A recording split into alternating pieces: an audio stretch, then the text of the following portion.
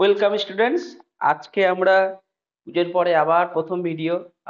তোমরা জানো আমরা পুজোর জন্য মোটামুটি ভিডিওগুলো সব অফ রেখেছিলাম। অনেকগুলো ভিডিও আমাদের করা বলাই ছিল পুজোর মধ্যে কোনো ভিডিও থাকবে না। পুজো শেষ হলো, কালী পুজোর ভিতরে হয়তো একটা সপ্তাহ ভিডিও না থাকতে পারে, কিন্তু এই সপ্তাহে আমাদের দুটো ভিডিও হবে। আজকে একটা হবে এবং পরে আবার যেদিন বুধবারে আছে সেদিন একটা ভিডিও থাকবে। তোমরা যারা অনেকদিন ডিটাচ আছো একটু আমাদের চ্যানেলে গিয়ে প্লে লিস্টে গিয়ে পুরোনো ন্যারেশনের ভিডিওগুলো দেখে নিও। কারণ আমরা ন্যারেশন শিখছি এবং লাস্টের 4টে পার্টে পার্ট 1, পার্ট 2, পার্ট 3, পার্ট 4-এ আমরা ফুল ন্যারেশন টেন্স ওয়াইজ ওখানে শেখানো আছে বা আমরা শিখেছি। ওটা যদি না দেখে নাও, আজকে আমরা সেন্টেন্স ওয়াইজ শেখাবো। সেন্টেন্স ওয়াইজ কিন্তু তোমরা ওটা বুঝতে পারবে না বা শিখতে একটু অসুবিধা হবে। আশা করি বোঝা গেল। একটু দেখে নিয়ে তারপরে দেখো, ভালো লাগবে। আর ভালো লাগলে তো বলাই আছে। চলো, তাহলে আজকে আমরা শিখবো ন্যারেশনের কোন টেন্স শেখা যায়। আমরা আজকে ইম্পারেটিভ সেন্টেন্স শিখবো। ইম্পারেটিভ সেন্টেন্স, ইম্পারেটিভ সেন্টেন্সের ন্যারেশন। দেখো, ইম্পারেটিভ সেন্টেন্স অর্থাৎ কি? ইম্পারেটিভ হচ্ছে আদেশ, উপদেশ, অনুরোধ মূলক বাক্য। তার মানে যেগুলোতে আমাদের সাবজেক্ট ইউ, যেটা সাবজেক্ট আমরা আগেও আমরা বুঝিয়েছি, এটা সাবজেক্ট, এটা উহ্য থাকে, এটা থাকে না। তা মেন আছে ভার্ব দিয়ে বাক্য শুরু হয়, অবশ্যই সবসময় ভি ওয়ান আর অবজেক্ট। এই ফরম্যাটেই সবসময় থাকে ইম্পারেটিভ সেন্টেন্স। এবার যখন আমার এই ফরম্যাটে থাকবে তখন আমার কি করতে হবে? দেখো, এর দুখানা নিয়ম আছে। আমি একটু দেখে দিই, মুছে দিই লেখাটা। এটা তোমরা জানো কিনা বলে একটুখানি বুঝিয়ে দিলাম ইম্পারেটিভ সেন্টেন্সটা কেমন হয়। ইম্পারেটিভ সেন্টেন্সের দুটো ফরম্যাট আছে, একটা প্লিজ থাকলে আর একটা প্লিজ না থাকলে। একদম জল জল হয়ে রয়েছে। প্লিজ, প্লিজ থাকলে। এক মিনিট, একটুখানি সমস্যা হয়েছিল, একটু বোর্ডের জন্য ক্ষমা চেয়ে নিচ্ছি। এবার আমরা শিখবো ইম্পারেটিভ সেন্টেন্স। দেখো, এর হাতে দুটো ফরম্যাটে হয়। একটা যদি সেন্টেন্সের মধ্যে প্লিজ থাকে, প্লিজ থাকলে একটা, আর একটা প্লিজ না থাকলে একটা। যদি প্লিজ থাকে তাহলে কিভাবে হবে, আর যদি না থাকে সেটা কিভাবে হবে, তাহলে একটু দেখে নিই। প্লিজ থাকলে কিভাবে হবে। একটা আমরা প্রথমে ডিরেক্ট ন্যারেশনের একটা উদাহরণ দেই। ধরো, রাম সেইড,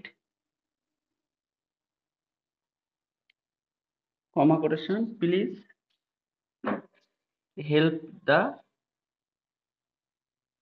পুর।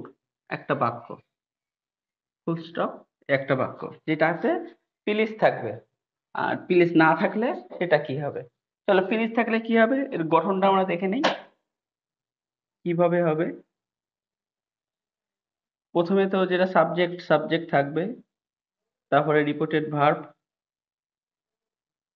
রিপোর্টেড ভার্ব, অবজেক্ট থাকতেও পারে নাও থাকতে পারে। এখানে রামের পরে এটা যেমন অবজেক্ট নেই, অবজেক্ট থাকতেও পারে নাও থাকতে পারে। ঠিক আছে। এবার এই রিপোর্টেড ভার্বটা কি হবে? রিপোর্টেড ভার্বটা ইনডিরেক্ট ন্যারেশনে, ইনডিরেক্ট ন্যারেশনে রিপোর্টেড ভার্বটা যদি প্লিজ থাকে, যদি প্লিজ থাকে তাহলে এটা হয়ে যাবে অটোমেটিক রিকোয়েস্টেড, রিকোয়েস্টেড। তাহলে কি হবে? Subject plus requested plus object. Object থাকলে দেওয়া হবে, যদি না থাকে তাহলে আমরা দেবো না। তাহলে প্লিজ থাকলে, প্লিজ মানে অনুরোধ করা হচ্ছে, একদম বোঝাই যাচ্ছে। আমরা আগে ভয়েস শিখেছি, ওতেও একই রকম ছিল, প্লিজ থাকলে রিকোয়েস্ট দিয়ে করা হতো। তেমনই ন্যারেশনে যদি এরকম প্লিজ থাকে সেটা আমরা জাস্ট রিপোর্টেড ভার্ব যাই থাকুক না কেন, সেই থাকুক, রিমার্ক থাকুক, যাই থাকুক, সেটা আমরা রিকোয়েস্টেডে কনভার্ট করব। তারপরে প্লাস এতক্ষণ আমরা যারা ন্যারেশন শিখেছি, কমা কোটেশন উঠে গিয়ে দ্যাট বসতো, তাই তো? আগের ন্যারেশনে আমরা শিখেছি টেন্স ওয়াইজ যা আছে। যেহেতু এটা ইম্পারেটিভ সেন্টেন্স, এখানে কমা কোটেশন উঠে গিয়ে বসবে টু। এই জায়গাটা অনেকে ভুল করে, বোঝা গেল? এই জায়গাটা অনেকে দ্যাট বসিয়ে দেয় বাচ্চারা, কারণ অভ্যাস দ্যাট বসানো। কিন্তু মাথায় রাখতে হবে ইম্পারেটিভ সেন্টেন্সে কমা কোটেশন উঠে গিয়ে টু বসে, তাহলে টু হলো। টুর পরে বাদ পিলিজের জন্য কিন্তু আমরা রিকোয়েস্ট দিয়েছি, এই জন্য পিলিজটা দেবো না, পিলিজ না দিয়ে বাকি যেটা আছে, ঠিক আছে, মানে যা আছে তাই, আমি এটাই বাংলায় লিখে দিই যাতে তোমাদের বোঝার সুবিধা হয়। যা আছে তাই ব্র্যাকেটে পিলিজ ছাড়া, একদম সোজা বাংলা ভাষায় বুঝতে যেটা সুবিধা হবে সেটাই বোঝাচ্ছি। যা আছে তাই থাকবে, কিন্তু পিলিশটার জন্য যেহেতু রিকোয়েস্ট হলো, পিলিশ কথাটা উঠে যাবে, যা আছে তাই, এখানে হেল্প দ্য পোর আছে, হেল্প দ্য পোরই হবে। তাহলে কেমন হবে এটা যদি করি, রাম সেইট, রাম সেইট, তাহলে রাম সেইটের জায়গায় রিকোয়েস্টেড হবে যেহেতু পিলিজ আছে, রাম রিকোয়েস্টেড। এবার দেখো অবজেক্ট আছে, অবজেক্ট নেই, তাহলে অবজেক্টের জায়গায় টু বসবে, কমা কোটেশন উঠে গিয়ে আমি বলে দিলাম টু হলো, তারপর প্লিজ আর হবে না, যা আছে তাই, to help the poor, to help the poor. আশা করি বোঝা গেল। এইবার আমরা শিখে নেব, যদি প্লিজ থাকলে তো আমরা বুঝে গেলাম যে যাই থাক না কেন, রিপোর্টিং ভার্ব সেইট থাকুক সেইট টু থাকুক, আমরা ওটা রিকোয়েস্টেড করব, আর কমা কোটেশন উঠে গিয়ে টু হবে, আর প্লিজটা বাদে যে যা আছে সেটা একদম যেমন আছে তেমন অ্যাজ ইট ইজ নিচে বসে যাবে। এবার আমরা শিখে নিই ইম্পারেটিভ সেন্টেন্সে যদি প্লিজ না থাকে, একটু মুছে নেই, তোমরা স্ক্রিনশট নিয়ে পারলে একটু যারা ডায়েরি মেনটেন করছো লিখে নিও, মুছে নিলাম। তাহলে প্লিজ না থাকলে কি হবে,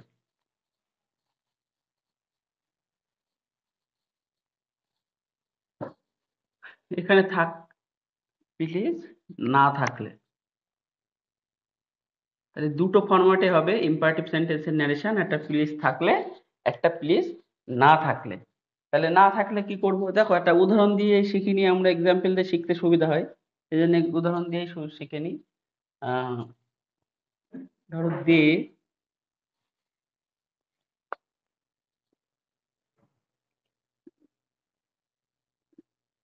দে said to me, comma quotation. এখানে তোমার প্লিজ ছাড়া যে কোনো একটা কথা থাকতে পারে, যেমন don't tell a lie, don't tell a লাই, তাহলে এই ধরনের বাক্যে দেখো এখানে কোনো কিন্তু প্লিজ নেই, তাহলে এই ধরনের বাক্যগুলোতে আমরা কি করব, তাহলে আমাদের যে গঠনটা হবে, আমাদের যে গঠনটা হবে সেটা হচ্ছে সাবজেক্ট যেমন আছে তেমন বসবে। এই যে রিপোর্টেড ভার্ব যেটা ছিল, রিপোর্টেড ভার্ব সে সেইট থাকুক আর সেইট টু থাকুক, যাই থাক না কেন, এই রিপোর্টেড ভার্বরে আমরা কি দিয়ে রিপ্লেস করব, অর্ডার, যেটা বোঝাবে আমার রিপোর্টেড, রিপোর্টিং স্পিচে যেটা, যে বাক্যটা আছে ডোন্ট টেল এ লাই, এই বাক্যটা পড়ে আমাকে আমার যেটা মনে হবে যে এইটা এইটা এই ধরনের বাক্য, আমরা সেটাই লিখবো, এখানে কোনো ব্যাপার নেই। তাহলে এখানে আমরা কি করতে পারি, অর্ডার লিখতে পারি, অ্যাডভাইস লিখতে পারি, তারপরে অর্ডার অ্যাডভাইস টোল্ড লিখতে পারি, যদি মনে হয় বুঝতেই পারছি না তখন টোল্ড। টোল্ড হচ্ছে যখন আমি বুঝতেই পারছি না যে এটা না অর্ডার, না অ্যাডভাইস, না অন্য কিছু, তাহলে টোল্ড। তারপর কমান্ডেড লিখতে পারি, যদি মনে হয় যে কমান্ড করছে কাউকে, কমান্ডেড লিখতে পারি। সেরকম যদি মনে হয় আমরা ডিরেক্টেড লিখতে পারি, যেমন ডিরেকশন করছে তাহলে ডিরেক্টেড লিখতে পারি। যাই হোক, লেখার পরে আগে যেমন কমা কোটেশন উঠে গিয়ে টু হতো, এখানেও কমা কোটেশন উঠে গিয়ে টু হবে। টু হওয়ার পরে বাংলা ভাষা যা আছে তাই, যা আছে তাই। এইবার কেমন যা আছে তাই, আমরা একটা উদাহরণ এটা একটু উদাহরণটা আমরা যদি করার চেষ্টা করি, যে দে সেই to me don't tell a লাই, তাহলে দে সেই টু থেকে কি হবে, ডোন্ট টেল এ লাই, অর্থাৎ মিথ্যা কথা বলো না। তাহলে এটা কি তোমার ভালোর জন্য বলছে, মিথ্যা কথা বলা ঠিক না, উচিত না, এটাকে কিন্তু আমরা অ্যাডভাইস লিখতে পারি। তাহলে এটা পুরোটা পাল্টে গিয়ে সেই টু উঠে গিয়ে কি হয়ে গেল, অ্যাডভাইস, অবজেক্ট কে ছিল মি, তাহলে দে অ্যাডভাইস মি। এইবার আমি কি বলেছি, যা আছে তাই, তাহলে টেল a lie, don't tell a lie, don't tell a লাই হবে, কিন্তু এই জায়গায় একটা পয়েন্ট টু বি নোটেড, যদি বাক্য নেগেটিভ হয়, যদি বাক্য নেগেটিভ হয় তবে নট টু বসবে, টু এর জায়গায় কি বসবে, নট টু বসবে। এই যে টু, এই টু এর জায়গায় যদি নেগেটিভ হয় তাহলে নট টু বুঝবে। আশা করি বোঝা গেল। তাহলে এখানে কি আছে, ডোন্ট আছে, বাক্যটা নেগেটিভ আছে। নেভার থাক, ডোন্ট থাক, যাই থাক, যদি বাক্যটা পড়ে মনে হয় নেগেটিভ, তাহলে নেভার থাকলে নেভার টু হবে। ঠিক আছে, নট টু বা নেভার টু এটাও লিখে দিই। যদি নেভার থাকে বাক্যে তাহলে নেভার টুও বসতে পারে। তাহলে দে অ্যাডভাইসড মি, এখানে যেহেতু নট আছে বোঝা যাচ্ছে নেভার নেই, তাহলে নট টু, তাই ডোন্টের জায়গায় আমার নট টু হলো, এটার কাজ হয়ে গেল। বাকি থাকলো কি টেল এ লাই, যা আছে তাই, as it is, not to tell a lie. আশা করি বোঝা গেল, একদম সোজা। মানে ন্যারেশনের ইম্পারেটিভ সেন্টেন্স আছে সব থেকে সোজা। এই ছেলেপিলে এটা একদম ভুল করে না বললেই চলে। 80% তোমরা যারা আছো ম্যাক্সিমাম কেউ ভুল হয় না একবার শিখে গেলে। কিন্তু ইন্টারোগেটিভটা একটু ভুল হয়, ওটা একটু আরো মাইনিউটলি শিখতে হবে। ধরো আমি আরেকটা উদাহরণ দিই, একটা উদাহরণের সঙ্গে দেখে নিই। You said to me, comma quotation,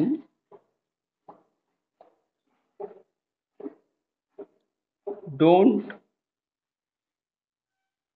cross your limit. একটা যাই হোক একটা বাক্য, বা নেভার, আমি ডোন্ট এর লিখলাম না, একবার ডোন্ট করেছি, এবার আমি করলাম নেভার ক্রস ইউর লিমিট। দেখো এটা যদি এখানে তুমি বাক্যটা এখানে ইউ আছে, আমি ইউ দিলাম, সেই টু থেকে এটা ডোন্ট ক্রস ইউর লিমিট, তোমার লিমিট ক্রস করো না, এটা যেমন অর্ডারও হতে পারে, অ্যাজ ইট ইজ মনে হচ্ছে অ্যাডভাইসও হতে পারে। কিন্তু এটা আমি অর্ডার করতেই পারি, তাহলে আমি এটা অর্ডার করলাম, অর্ডার মি।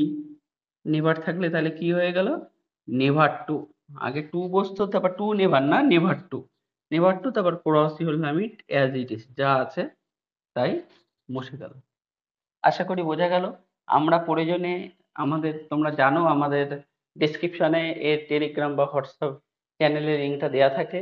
তোমাদের যদি প্রয়োজন হয় একটু কষ্ট করে কমেন্ট সেকশনে কটা এক্সাম্পল যদি মনে করো বাড়িতে প্র্যাকটিস করবা, একটু কমেন্ট করে দিও, আমরা ওই চ্যানেলে দিয়ে দেবো। তোমরা পারলে সেখান থেকে করে চ্যানেলেই তোমরা দিতে পারো, আমরা চেক করে নিতে পারি।